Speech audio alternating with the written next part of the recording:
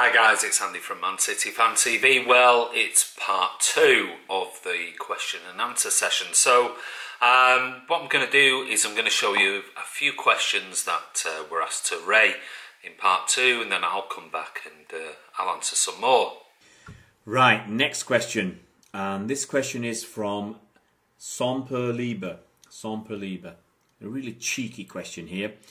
Who has the better luck with the ladies, Ray or Andy? Well, I'm going to sit on the fence here. I've known Andy for several years, but we're both, I think as Andy said, we're both very happily married, lovely wives, and there's no need at our age to go around chasing the ladies anymore. And so I think the best I can say, let's call it a dead heat. Okay, the next question I've got is from Joseph O. Big shout out to Joseph O. Do we need a natural left back in January or continue with Fabian Delph for the rest of the season? Well, I think that's really going to depend on what happens with Zinchenko as well. Whether he, it's rumoured that his agent wants him to move on to Napoli, potentially. I think it's going to depend on Zinchenko because as long as we've got 3 potential left backs there in Ben Mendy, Fabian Delph and Zinchenko, I don't see us having to get somebody else in, especially someone who's to have a natural left back. It's going to cost us a lot of money, and to be quite honest, I think you can see what we did last season. We got 100 points, and Ben Mendy played what, 7 league games, whatever it was. The rest of the time, we had Fabian Delph and Zinchenko basically playing at left back, and they both did themselves proud. And personally, I've said it a few times, I actually prefer having Sane on the left wing with either Zinchenko or Delph behind him, playing the triangles with David Silva, than having Ben Mendy, because as soon as we put Ben Mendy in, Sane gets dropped basically to the subs bench, and I'd prefer to have Sane playing. So I don't think we need to get anybody else at left back in January. I think we can continue with Fabian Delph as long as he stays fit, and if Zinchenko stays, that's absolutely perfect for us. So my first set of questions from Semperlieber again. Who'll win the Golden Boot and the Golden Glove this season? Too early to say, really. Golden Boot, I think Sergio Aguero, as I said before, will hit 30 plus goals this season. So if anyone beats him, they deserve it. So I'm going to go for Sergio Aguero. Golden Glove, I think it's between 2. I think it's between Alisson and Ederson. I think both teams will concede the least number of goals this season. But I just think defensively we're going to be better over 38 games. So I'm going to go for Ederson, so we could scoop both awards, which would be fantastic. Next question. Andy, have you ever been part of the Mile High Club? I guess that's referring to my my tagline, which is at Aviation Blue, and as you're aware, I run a business that's part of aviation. Right, the Mile High Club. I'm not sure many people have actually ever been part of the Mile High Club, because if you look at the Mile High from the ground, it's about 5,500 feet. Now, unless an aircraft is cruising along at 5,500 feet empty, and not many commercial airlines ever do that, then I'm not sure many have been part of the actual Mile High Club.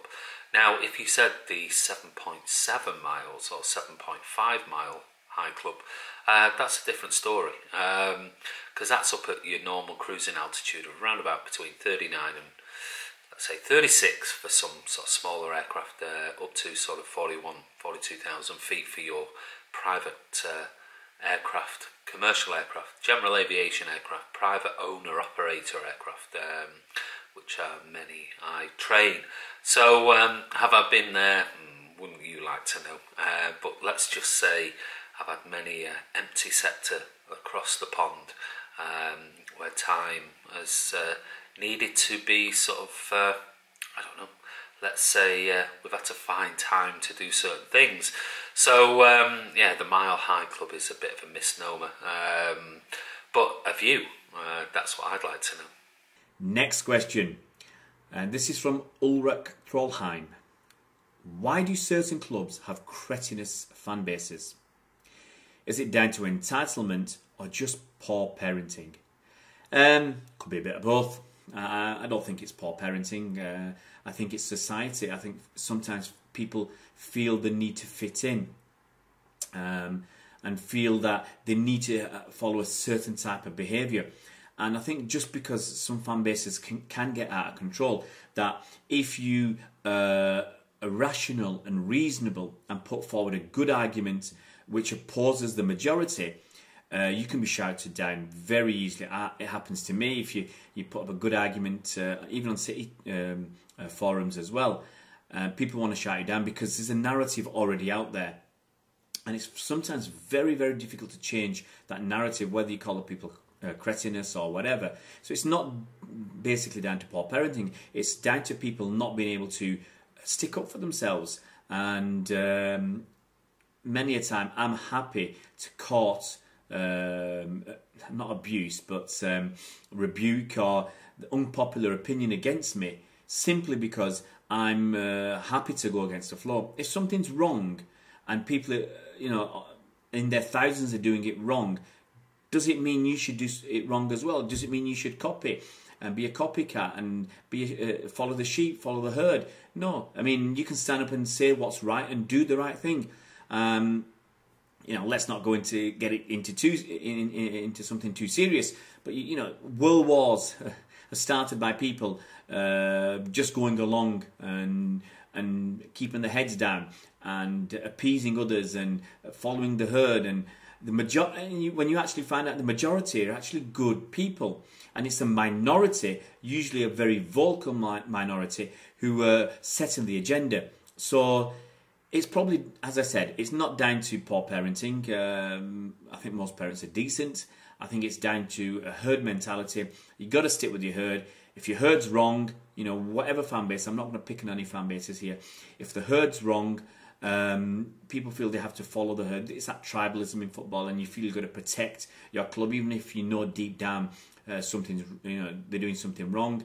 And I don't think that will change over time. It's something that's there. It's in us, and we want to be part of the herd. We want to be part of a group. We don't want to be left out on a limb. And it's just sad that some fan bases, every fan base has got it to some extent, but some fan bases are a lot worse than others.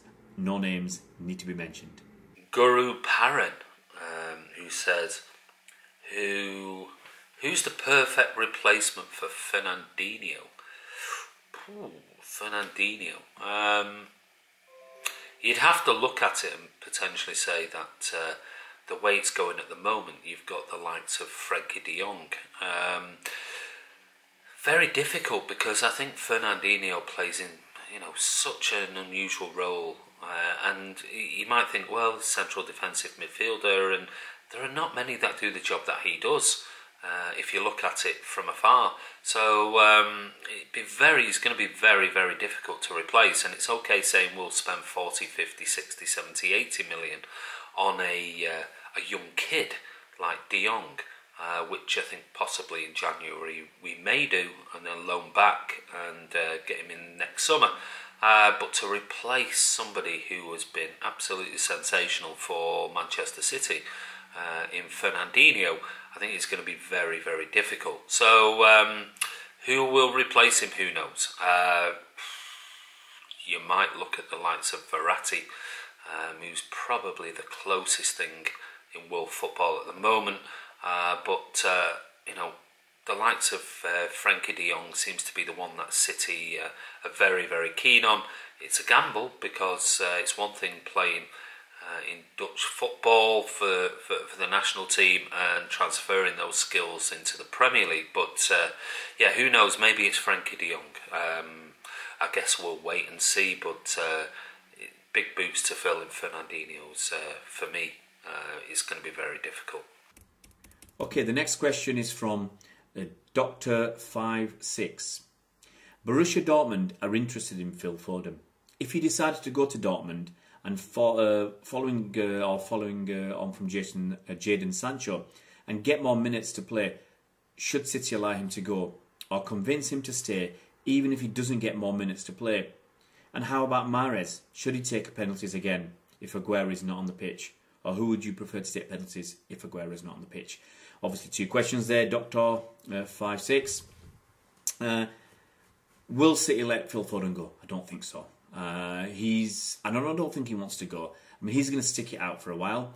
It's the same way Spurs wouldn't let Harry Kane go, and Harry Kane doesn't want to leave Spurs, not in the near future, because they're his boyhood club. It's the same with Phil. Phil Foden's been with City, I think, since he was 7 or 8 years old, so about 10 years, going through the ranks at City, through the age groups, and it's his club. You don't want to leave your club, especially now. He's only 18 years old. You know, if he was 20 years old, if he'd spent 2 years on the sidelines, you know, in the next 2 years, and he's not playing and he's getting, you know, a few minutes here, a few minutes there, then, you know, obviously your feelings change. His feelings will change, and, you know, it could be reluctantly you leave your boyhood club. Same as Harry Kane. If for the next 2 or 3 seasons Spurs don't win anything, maybe Harry will look at it and say, I need to move on.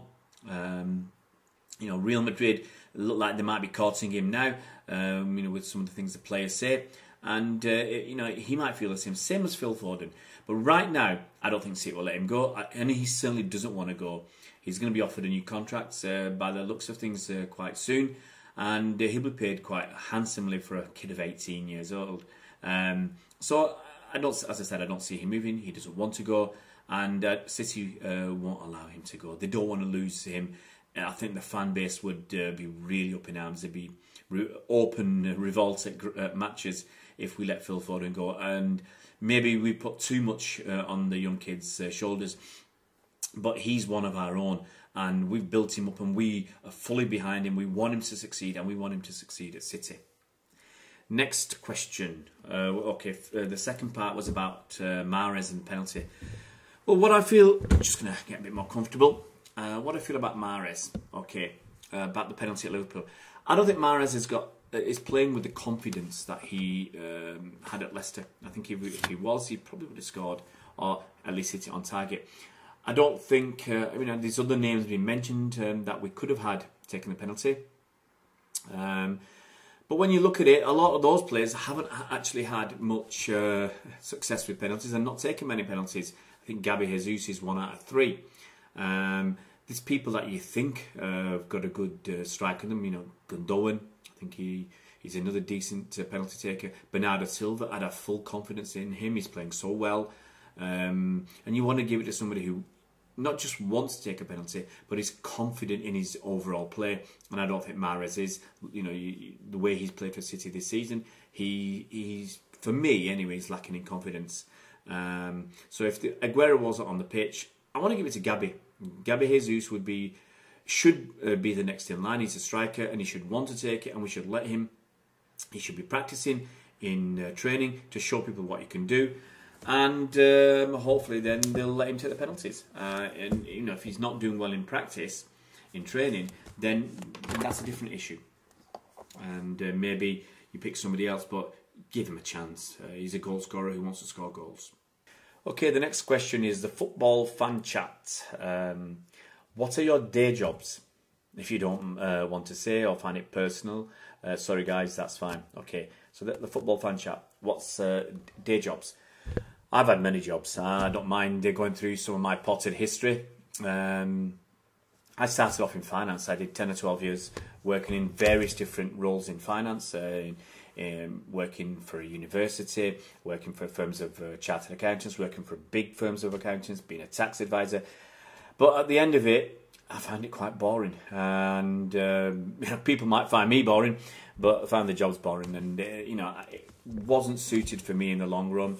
Regardless of the qualifications I had and the companies and the firms I worked for, big firms of accountants, it wasn't for me. So I've done lots of other things. I've run my own business for several years. I had a recruitment business, and I've done lots of little things as well along the way in the background, just because it interested me and it was fun. So I'm a qualified aerobics instructor. I think that'll shock quite a few people out there.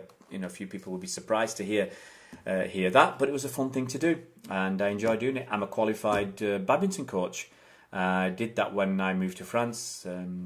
Probably most of you know I moved to France 8 or 9 years ago. Just moved back to the UK, back to Manchester this summer. But living in France, some of your skills aren't transferable if you don't speak the language. And when I moved to France, even though I did well at school in French and I got my GCSE, I got an A grade in that, I'll just throw that in there, I couldn't remember much when I went to France, and it was tough. And as I said, they're very big on being able to speak the language there. So I ended up spending my time coaching badminton, which is great fun.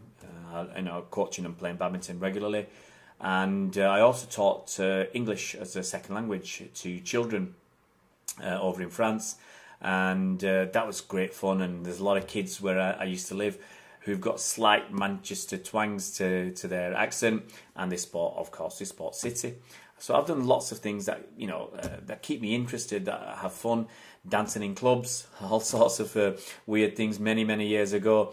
Lots of fun jobs as well. And I don't want to spend my life just being boring, being an accountant. As I said, do lots of other little things, have your pastimes. Sometimes you make money from your pastimes, sometimes you just do them for fun, like the mcfcfantv. That's a pastime, it's fun, don't make money from it, but we have a great time meeting you, the fans, and putting videos together and giving you information and going to games. And finally, for part 2, and this is in response to a question that Ray answered earlier. It was from the football fan chat, who said, "What are your day jobs? If you don't want to say or find it personal, sorry guys, that's fine." No, that's absolutely fine. Football fan chat. My day job, well, I can't go into too much detail about what I do, contrary to some thinking I'm an arms dealer. I'm certainly not an arms dealer. I run a business that trains aircrew all over the world, from commercial operations through to military operations. So some of the stuff that I do I can't talk about, but I have a really interesting job. Stressful at times, busy at times, but thankfully I get to pick and choose what I do. I've got some great staff that work for me all over the world. So I get to pick and choose, which is great. Sometimes I don't. Sometimes business needs are what business needs are, and I have to go away to places that I don't particularly want to go to, like certainly last week, and certainly I'd rather be here watching going to the games and watching the football and doing the mcfcfantv stuff. But I mean, I love it, and I can't complain. It's given me a very nice lifestyle, and but I work hard for that on top of the mcfcfantv stuff that can take up an enormous amount of time. I'm also here trying to run a business as well, to provide for my family. So I'm to sum it up, I'm in aviation of sorts, and it takes me all over the world, and some very interesting places, and some let's say not so nice places that are quite dangerous. So anyway, that's it for part 2 from me. Don't forget, part 3 will come up tomorrow, and we'll answer the final sort of set of questions. There are some more on Twitter that have come through over the last 24 hours. We'll get back to answering Mike from Bolt from the Blues question, amongst some of the others like Reese Rosansky and the likes of Brad Niblock, who comments quite a lot on the YouTube channel. So guys, this is Andy from mcfcfantv. Don't forget, I said it on the channel, on the video I did yesterday, 9th of November, Manchester, 235 Casino. Put a note in your diary. Tickets are still available. It's for the Saviour Association, run by David White, Paul Stewart and Ian Ackley. It's a charity event, and it's going to be a wonderful night. Team of 6, £99, includes 6 free drinks, free entry to the casino afterwards. There's food available on the night. Tickets are still available, so don't forget to contact us at mcfcfantv@gmail.com, or you can contact me or Ray, and that's at Aviation Blue, or at Man City Ray, Man City _ Ray, or you can also contact David White on Twitter, or you can contact Mark McCarthy, who's going to be the quiz host for the night. So we'll be there, we'll be doing lots of filming. It's going to be a really, really brilliant event, I'm sure of it. So don't forget, guys, check out the video that's on that. And if you want tickets, please, there are tickets still available. It's for a brilliant cause. And we'll see you tomorrow for part 3 of the question and answers, and keep them coming. And I think one of the guys posted today, because I mentioned man pads, then that's more armour towards the rumour that I'm an arms dealer. I know all about man pads and Durkham and everything else. So anyway, this is Andy from Man City Fan TV. Thanks for watching, guys, and we'll see you soon.